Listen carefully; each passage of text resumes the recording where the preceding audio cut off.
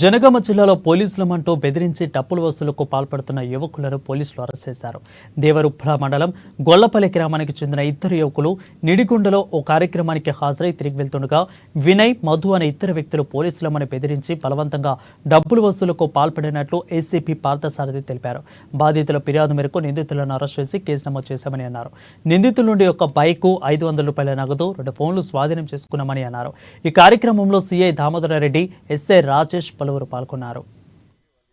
దేవరుప్పల మండలం గొల్లపల్లి గ్రామానికి చెందిన నితిన్ అనే వ్యక్తి వాళ్ళ ఫ్రెండ్ నిడిగొండలో ఫ్రెండ్ ఫంక్షన్ కొంటే వెళ్ళి లేట్ అవర్స్ లో నైట్ 11:45, 12 మధ్యన వస్తా ఉంటే యశవంతపూర్ దగ్గర బండి ఆపుకొని వాళ్ళిద్దరు కూడా మూత్ర విసర్జన చేస్తారు. ఈ లోపు యశవంతపూర్ గ్రామానికి చెందిన కాముని వినయ్ మరియు యామంకి మధు వీళ్ళిద్దరు కూడా మధ్యరాత్రి నుంచి పోయి అక్కడ బండి ఆపిన దగ్గరికి వెళ్ళి వాళ్ళిద్దరిని కూడా ఏంద్రా మీరు ఇక్కడ ఉన్నారు, మేము క్రైమ్ పార్టీ పోలీసులము, ఇక్కడ ఏం చేస్తున్నారా మీరు నడవండి అని చెప్పి వాళ్ళని బెదిరించి వాళ్ళ దగ్గర జేబులో ఉన్న 500 రూపాయలు తీసి ప్లస్ మా దగ్గర లేవు, అది పెట్రోల్ కూడా లేదన్నా అని వాళ్ళు బదిలాడితే 800 రూపాయలు ఫోన్ పే లో వాళ్ళు మున్సిపల్కి వచ్చి అదే రాత్రి కంప్లైంట్ ఇచ్చారు. కంప్లైంట్ మీద కేసు నమోదు చేసి వాళ్ళిద్దరిని కూడా అరెస్ట్ చేయడం జరిగింది. ఈ మధ్య యశవంతపూర్ ఏరియాలో ఈ